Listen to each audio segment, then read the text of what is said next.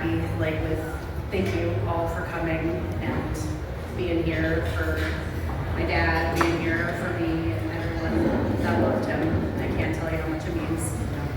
See people from all walks of his life, trails, highways, courts, everything. My dad, I've sat down several times to try to figure out what words to use, because there aren't really words. If you knew Tim, you knew that he was a force of nature. He's not something that you can, describe with caption. But I was lucky enough to call him Dad and to learn from him and to learn how to love from him. And his main things were do it, have fun. If you're going to be somewhere, be there. I remember him frequently quoting Yoda.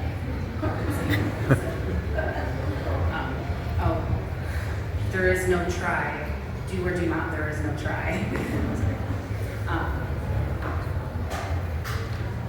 And I'm so overwhelmed and so joyful to have you all here today.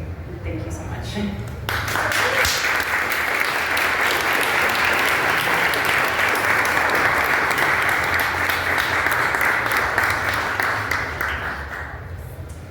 And I think she meant volleyball courts. I don't know about the court of law. Maybe he had some pieces I wasn't familiar with. But now we're going to go to Carl Voss.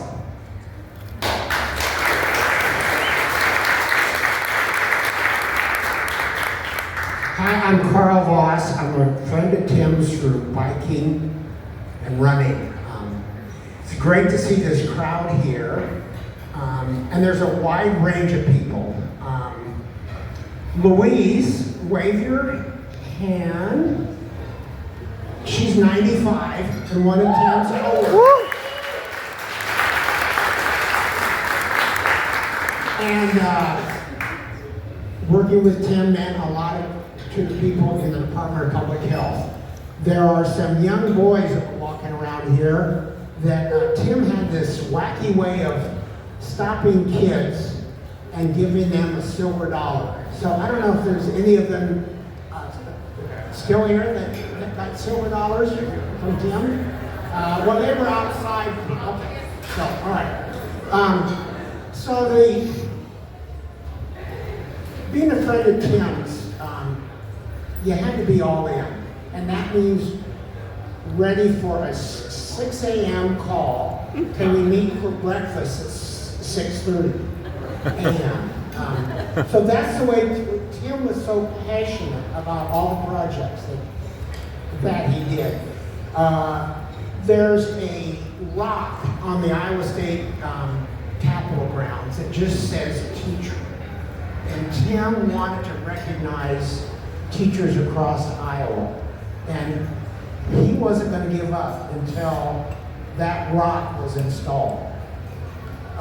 Tim was very passionate about recognizing the Iowa State women's cross-country team, the pilot and the coach who died in a tragic plane accident right on Country Club Boulevard in west edge of Des Moines. And by God, Tim got it done. He started out with painting a light pole Iowa State colors, but that wasn't enough. He wasn't going to get done until there was a bench there. So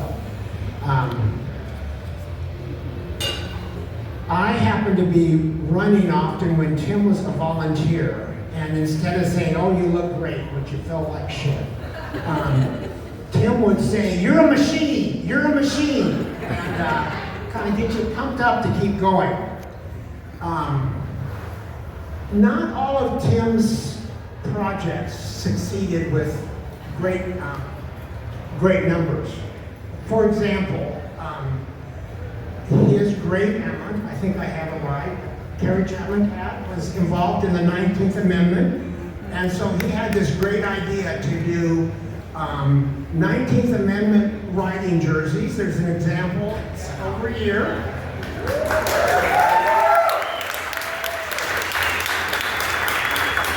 Now, Tim ordered a bunch of these jerseys to sell on RagBri in 2020 when there wasn't a RagBri because of COVID.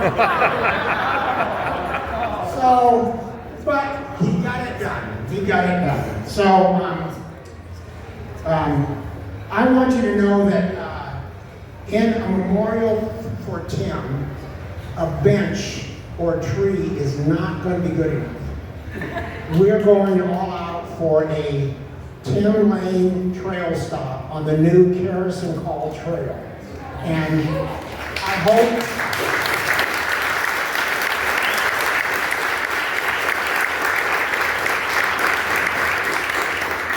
you'll find a way to contribute to this project. What I especially like about this being on the Garrison Call Trail, Tim was an incredible friend to John Karras. And he weekly took John, the large text versions of John Grisham novels. That's all that John wanted to read, even if he had read them previously. Tim took John out to the Patch Day location on the Karras Century Loop. He did that numerous times. He left RagBri to do that. He was such a great friend to John and to many people in this room. So I'm going to pass the microphone. Thank you, Carl.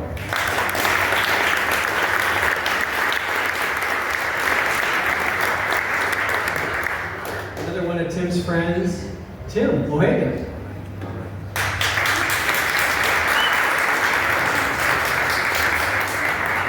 So I just had to dig in and just start writing. So don't let this intimidate you. I'll maybe paraphrase some of it a little bit. But I was having a hard time to start, right? All the stories that come out of just being a friend of Tim Lane's. And but my daughter said, "Well, how did you meet Tim Lane?" And so it was in the spring. There were some meetings in Iowa City, and I was a new board member, and Tim was a long-standing board member of this organization. And we had an initial time with some meetings. And then about an hour break between the meetings for the others to arrive. And so Tim had suggested that we all go out to the bar and have a drink and get to know each other. And then before the next set of meetings, I went back to my room so I could just call and check in with my wife.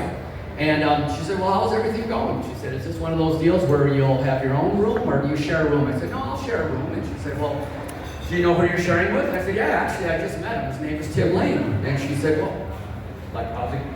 You have stuff in common? Are you guys going to get along?" And I said, "Well, kind of hard to explain." And she said, "How to explain? Like how?" She said, "Like, what's the problem?" And I said, "Well, he's kind of larger than life." And then I said, "Do you remember the show Seinfeld?" And of course she did, right? And I said, "If you remember, Elaine Bennis, for a short while was an editor of a magazine, and she had this very eccentric boss, and his name was Mr. Peterman." I said, "It was kind of like that." And then I said, "Well, how so?" And I said, "Well, in our brief time together, I found out, all right, I gotta write some things down here, that Tim worked for the Iowa Department of Public Health, writes an article for Iowa Outdoors magazine, once served as the national president for the United States Ski Association, has an extremely enormous and expansive vocabulary with eyebrows to match, has pretty much completed every RagBri since its 1973 inception, has the intentions to bike from ocean to ocean one day, perhaps in Panama, collected saliva samples from people in remote villages in Cambodia while serving for the Peace Corps, and somehow is a distant relative to Susan B. Anthony." Now hold on. I'm going to remind you that I have some of these facts correct, and then I have some of these facts grossly wrong. But you got to understand, I just met the guy. It was kind of like information overload. And Tim didn't offer any of this information. People knew this about him, and they were like, "Fill me in again with this story. Fill me in again with this story." And I just sat back and was just trying to take it all in. Now, I'm going to kind of top it off too. Remember, first time I'm meeting this guy, standing up. The entire time we're doing this, Tim's wearing blank shorts. Now I know, right? So then on cue, Tim pops into the room, and then he realizes I'm on the phone. He goes, hey, just a quick second. And he said, any chance I can borrow some toothpaste and a pair of socks? And my wife's like, what did she just ask me for? And I'm like, yeah, that's what I was trying to explain. But of course, Tim just didn't travel from Des Moines to Iowa City. He traveled to Des Moines to 45 miles outside of Iowa City so he could bike in and then have a wonderful excuse to bike 45 miles back the other way. So yeah, just awesome. So yes, of course, I remember meeting Tim Lane, and it was really a blast to repeat that to my daughter. I've had the privilege to give him a lot of awards at our state association. I'm a health and physical educator, so that kind of brought us together with this organization. I've used so many words to describe him: kindness, creative, leader, quick wit, a character, historian, a mover and a shaker, visionary, resourceful, and humanitarian. And tonight I'm going to use the words homage, hospitality, and farmer. All right? So, yeah, you were very quick to realize that Susan B. Anthony was way off. She was in the story, but later we realized, and thanks for piecing that together with the jerseys. And I too, and all of my daughters and wife were recipients of those jerseys. It's like awesome to see those out there as well. So that was a nice little legacy. Tim, also in working on that ISU project that you brought up, realized that one of those 3 cross-country runners was from the school that I taught at, Cheryl Moss. And so he called me up, told me about Cheryl. And so I said, well, I know there's a track meet, and the track is named after her. And I said, I work with her mother. And just like that, the next day he was up there and got the chance to meet with her dad, put his mind at ease with the intentions of where they were going to this. Ooh, you could just see the pain that was surfacing from that sudden death, even though it was 30 years after the fact. And I don't think there could have been a better person than Tim Lane to handle that. He wanted to walk around the track that Cheryl had run on, so we headed up there, and then we went out to her grave site. And Tim was really struck because there was this doodle-like character on her headstone. And he's like, what's the story with that? So we dug in and we did a little bit of homework, and as Cheryl was putting in the minutes, cruising through the city of Spirit Lake, she was just continually known as that running girl. And so somebody came up with the running girl figure. And just like that, Tim connected the dots, made up 15 shirts, sent them to the Spirit Lake Girls High School cross-country team with a little note that made sense of it. And I'll be danged if that wasn't a rallying point for those students. You know how tough cross-country season is. And they rallied around Running Girl for the second half of the season. It was really special because my daughter was on that team, without a doubt. You mentioned about the boulder that went onto the Capitol with the teacher. And the funny part, we were trying to honor a Des Moines teacher and Drake and you and I, Grant. And because of vetting, maybe take 2. Is that a sign that you're playing the music? Test. We got it. The fun part about that was we put the boulder in place. There was a ceremony about 3 months later, but they couldn't, because of the vetting period, put a personal name. But then Tim shared with us that morning as he tipped over the boulder, and on the bottom he still had it engraved in large letters, Steve France. So he said, hey, 10 years, if everything checks out, perhaps we just flip the boulder over. And it's been 10 years. Maybe we can go ahead and do that. Couple other things with that too is I also think about Tim formed that band with that Spirit Lake cross country team, or that bond with them. And so we took a crew to the Living History Farms off-road race. And it was just unbelievable, his hospitality, right? So I'm onto that word now. He immediately had a meal for all these runners that I brought down. He immediately had extra stuffed swag bags for them. He took them throw them in a side-by-side in this flatbed thing and took them on a little tour, gave them all the insights about the run.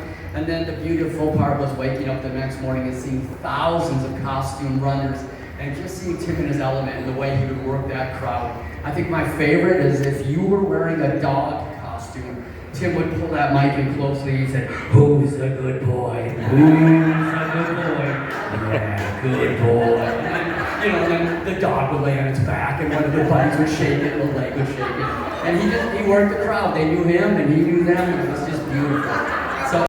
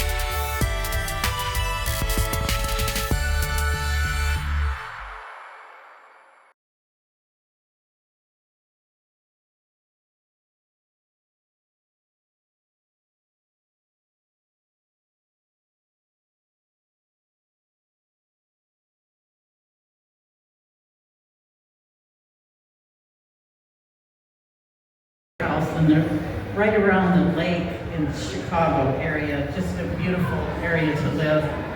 And she notices the smell coming from somewhere nearby, and she gets over there closer, and there's this dead carp, I think it was a carp, in the water. And so she grabs a stick, and she's going down. I do have an ending to this. She's going down to stab this carp to get it out of the water. And for some reason, she must have been on wet rock or something. She slipped and fell, and she fell into the water and into a willow tree or something that got her all tied down into this willow tree, and she couldn't get out, and she's flailing, and there's nobody around. All of a sudden, out of nowhere, she's pulled up out of the water, and she said, "That was Tim." She said, "I swear that was Tim. I don't know how else I would have got out of here." And she went back to her house and looked at the ring phone, they have the ring thing outside of them, and she looked, and sure enough, she's down in, and all of a sudden she's just pushed out like that. That was Tim. Tim is still here, I just want you to know.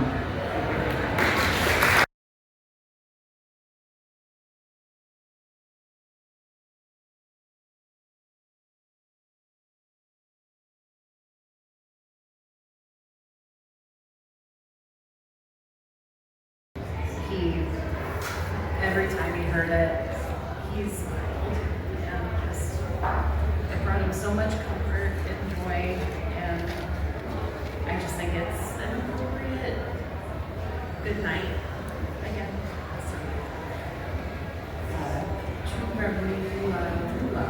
There's some L's in there, I never remember where.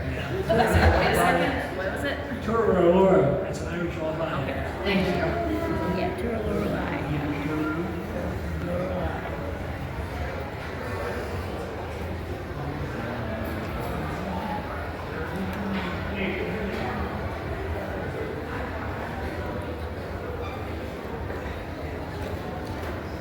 Hopefully we get the recording going soon, because my singing would be questioned. Ago, my mother sang a song to me in tones so sweet and low, just a simple little ditty in her good old Irish way, and I'd give the world if she could sing that song to me this day. Tooraloo-ra-loo-ra, tooraloo-ra, tooraloo-ra-loo-ra. Hush now, don't you cry. Tooraloo-ra-loo-ra, tooraloo-ra, tooraloo-ra-loo-ra. That's an Irish lullaby.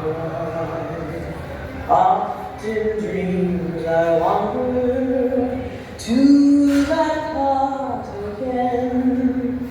I feel her arms a-hugging me as when she held me then, and I hear her voice a-humming to me as in the day of yore, when she used to rock me fast asleep outside the cabin door. Tooraloo-ra-loo-ra, tooraloo-ra, tooraloo-ra. Hush now, don't you cry. Tooraloo-ra-loo-ra, tooraloo-ra, tooraloo-ra. That's